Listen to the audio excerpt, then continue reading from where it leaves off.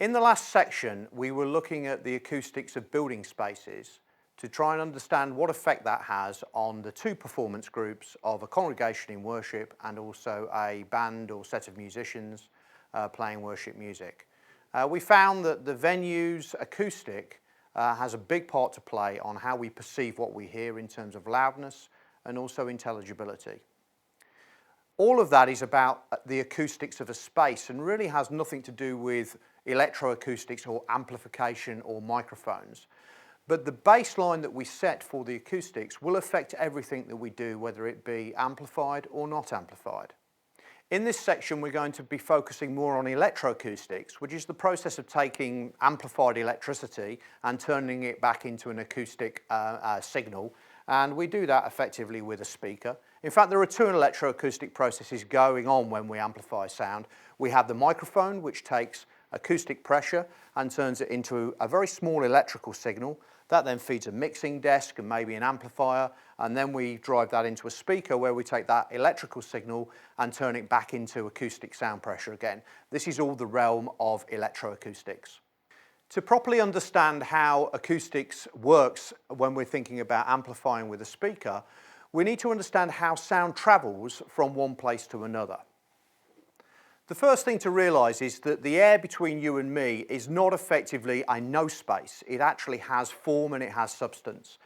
If I take this bottle, which has got air trapped within it, we know that air has form and substance because I can squeeze it and it will return back again. Effectively, the air is a spring. It has mass and it has form and it's a compressible substance which has properties. When we consider that the air is a spring between us, we can start to understand how sound might travel through the depth of the spring. If I make an excitation, that will travel through the length of a spring and actually be transferred between the speaker and the hearer. So I'd like you to think about the air between us as being a set of slinky springs, a bit like this one, which are going out in all dimensions and sending acoustical waves which travel through the medium actually as a compression wave. The only problem with this analogy is this spring is very constrained. It's basically, when I do this, the energy only lives in this cylinder. And real world acoustics is more three-dimensional. The sound is growing in all three dimensions when I speak. It's going up, it's going down, it's going sideways, and in fact, it is in fact going backwards also. If I do away with my slinky spring analogy for now, I want to suggest another analogy to you about how sound waves propagate over distance. Come with me, if you will, into a boat which we will row out to the centre of a flat, calm lake.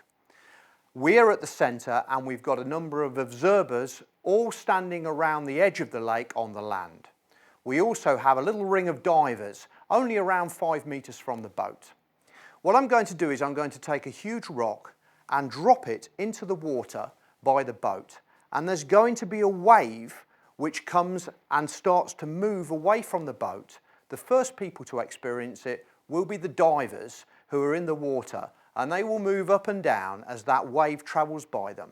It's now travelling radially and slowly but surely making its way to the shore. My question to you is, what does that look like if you compare the experience of the wave size that the divers experienced very close to the boat to the wave size that the people at the shore will experience? Would you agree with me that the people at the shore will experience a smaller wave than the divers who were close to the event of me dropping the rock in the water? I hope most people would agree that the wave would be smaller at the periphery of the lake compared to being close to the boat. But I want to ask you, why is it smaller? Some people might suggest that the wave has got smaller because we have lost energy along the way. In some way, this physical energy that's in the wave has been transferred into maybe heat, or maybe it's been transferred into sound. But I want to suggest to you that over this experiment, that has not really happened. I dropped a very silent rock into the water, and there is no appreciable wave sound. We are not losing energy. In fact, the reason why the wave is getting progressively smaller as we come away from the boat is the energy that I released when I dropped the rock is being basically spread over a larger and larger surface, over a larger and larger line. The circumference of the line is increasing as we move away from the boat. So the attenuation, the decrease in the size of the wave, is not a result of energy being lost, it's just a result of spreading the energy over a larger area. Another analogy for this would be a certain amount of butter. You take butter on a knife and you spread it on your toast. If I give you a larger piece of toast, but the same amount of butter, you can spread it, but it's going to be thinner. If we're dealing with a larger surface area, we have less density of energy spread over that surface.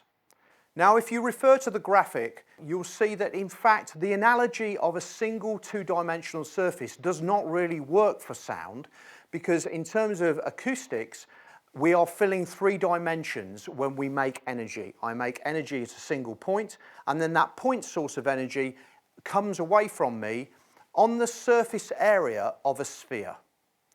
As we come away from the source of sound on the surface area of a sphere, the surface area is growing. The surface area of a sphere is in fact proportional to the square of the distance. This means that if we double the distance from a point source, although we have only doubled the distance, the surface area has gone up by a factor of 4. It is indeed the square of any particular dimension. So we're moving away from a point source of acoustical energy, for example my voice, and the sound is growing on the surface area of a sphere. If we double the distance, the surface area is growing by a factor of 4. We're taking the same acoustical energy and dividing it by a factor of 4 every time we double the distance. So this doubling of distance factor is a very important issue when we're thinking about the sound from a speaker. The reality is every time we double the distance, we divide the acoustic energy by 4. In terms of a measurement of sound pressure, we would measure a fall off of 6 decibels every time we double the distance. We call this the 6 dB rule. Double the distance, we lose 6 decibels of sound pressure. This is unfortunately a basic principle of acoustics which is going to be very hard to get away from. Every time we double the distance, we lose 6 dB. This means that the speaker system is going to sound louder at the front than it sounds at the back. In fact, this isn't a property of speaker systems, it's a basic property of acoustics. Right now I'm being amplified to you, but in this venue space, there is no amplification. I'm purely an acoustic person speaking into a space. It's going to be quieter at the back than it is at the front, because of this spreading of energy. Now this is all very well and good, but this section is called "My building is too echoey and what can I do about it?" Well, we've already suggested we can decrease the echoiness, or in acoustic terms that would be the reverb time, by using absorption. Now what happens if you can't touch the structure of your building? A lot of churches are listed, their architecture is protected so it can't be changed. Well, if you cannot change the venue absorption, then we need to use speaker systems that will help us by not indiscriminately sending sound waves everywhere. What we're going to come on to then is to talk about speaker dispersion. Now a well-behaved speaker that's in a reverberant venue is going to send sound to where the people are and avoid surfaces that we have no interest in.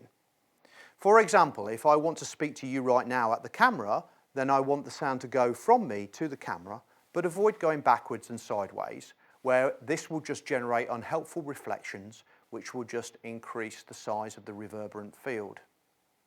To achieve this, speakers use what we call horn loading. Now, horns in nature are quite obvious and we might subconsciously use them. If you wanted to communicate with somebody at far distance, you might quite naturally do this. In doing that, you are using a horn by creating a shape with your hands, which forms an acoustic lens, which tends to send sound energy in one direction and reflects it away from undesirable directions. This makes the sound more direct, but it also cuts down the level of reverberant energy so that people hear a clearer message.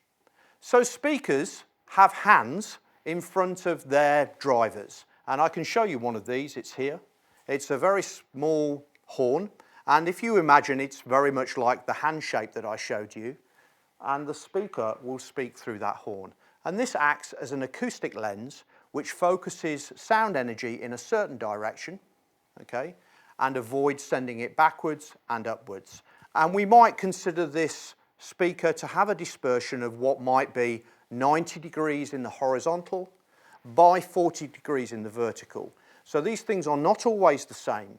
We generally want a horn to be wider in the horizontal because that's where the people are, but narrower in the vertical because that's where the undesirable reflections from the ceiling will be. Now, this is what acousticians refer to as control of dispersion. And the better the horn, the more we can control and the dispersion, and the more we can maintain that effect down to low frequencies. We have a problem in acoustics in that the wavelength of sound gets bigger as we go down to low frequencies. So at 100 hertz, for example, this is the sort of sound, the low sound that would come out of a bass guitar or maybe the bottom end of toms or a bass drum. These frequencies have a wavelength of around 3 meters. Therefore, if I wanted an effective set of hands that I could put in front of that energy at 100 hertz to make a horn, the horn would have to have a dimension of around 3 meters. The reality is, can you see, it's very difficult to obtain pattern control for low frequencies, and this is why low frequencies generally go everywhere without our ability to stop them. This horn will be effective, but only down to around 1 kilohertz. That's 1,000 cycles, 1,000 repetitions per second. This, if I was to make that noise, would be that kind of frequency. That would be around 1 kilohertz. Below that, this horn is not big enough to control pattern. In a situation where we want to control pattern to much lower frequencies, and this is broken apart so I have to reassemble it, this would be the kind of horn that would be much more effective down to maybe 300-400 hertz. The disadvantage is, can you see that physically it has to be a lot bigger to match the wavelength? And that can cause an issue because the cabinet size is going to increase. Now, the cabinet size is increasing not because we need a louder speaker, but because we want a speaker with more control. So we want a well-behaved speaker which has a very defined pattern control with width that takes in the width of the audience area, but a vertical that does not excite the ceiling. So I want to do away with this. This is the horn from a line array element, and we're going to talk about line arrays in more detail in a later section. But I'm going to put that down for a while, and I want to talk to you about a more realistic speaker that you might find in a more compact, discrete scenario. We're all used to seeing hi-fi at home, and we're used to seeing maybe a bass speaker which is looking after low frequencies, and a treble speaker which is doing high frequencies. Some hi-fi speakers might even have 3 units, a bass, a mid-range and a treble.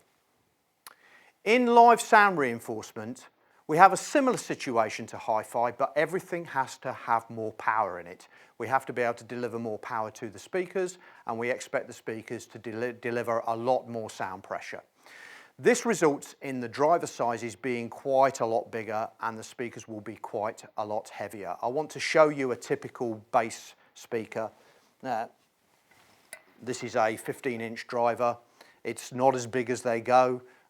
We might even see 18-inch drivers and in fact 21-inch drivers in some of the very biggest speakers we use. Now, this speaker has got the ability to produce frequencies up to maybe 100, 200 hertz. That's really kind of low bass, the bottom of bass guitar. It's quite heavy. It's hurting my hands holding it up here for this amount of time. But once we get to higher frequencies, above 200 hertz, 300 hertz, this really is becoming ineffective because it just cannot move quick enough. So at around 200 to 300 hertz, the game is over for this speaker. Once we start leaving maybe the musical notation of a bass guitar or the warmth of a keyboard or the real low frequencies of the human voice, this speaker becomes useless to us because it cannot respond quick enough to hear detail. I'm going to put this down and show you the kind of speaker we would use for those high frequencies.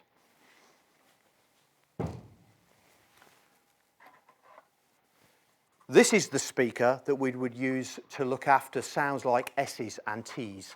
It's a high frequency driver. It's a diaphragm, just like the diaphragm I showed you earlier. It's a speaker, it vibrates, it's got a coil, and we would hold that coil in a magnetic field. So this really is a speaker, and it is basically a speaker cone. It's just very lightweight, and it's designed to vibrate at very high frequencies. So in most speaker systems, there will be at least two speakers. There will be a high frequency speaker, and indeed a low frequency speaker, and these two things will work together to make a coordinated sound field. Unlike your hi-fi speaker, it's sometimes desirable to allow a PA speaker to try and hold these two drivers, both the bass driver and the treble driver, as much in the same physical space as we absolutely can. I want to show you a kind of driver that does that. Although you think in my hand I've only got one speaker, in fact there are two. There is the low frequency speaker, which we expect to see with this cone here, but it has attached to the back of it a high frequency driver, which is firing through the middle in this area here.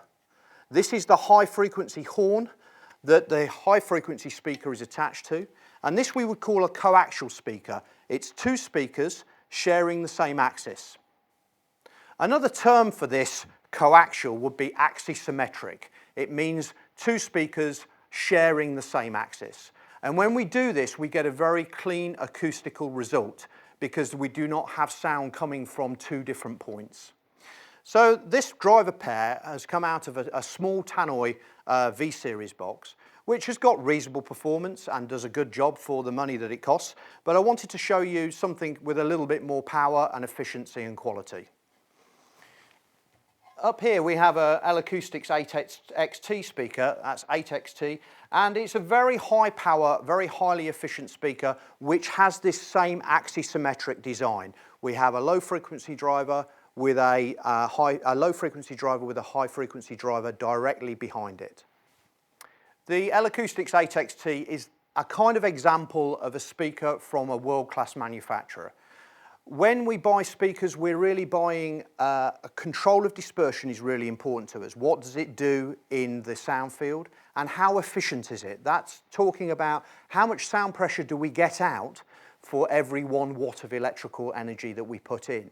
In fact, in the modern era, it's really crazy to talk about speakers in terms of their wattage because we don't hear watts. What we hear is sound pressure level, and we need a very efficient speaker that for every watt of input is giving us the most sound pressure we can possibly get. This is called speaker efficiency. The geeks amongst us, if you want to research speaker efficiency, you are looking for the sound pressure measured in decibels, measured at 1 meter away from the speaker when we put 1 acoustical watt into the speaker. It's a kind of bang for buck figure. For 1 watt going in, with a sound pressure meter at 1 meter away, how much sound do we get out? And the bigger that is, the better the speaker is going to be. The more efficient it is, the more sound power you will get without having to drive the engine so hard.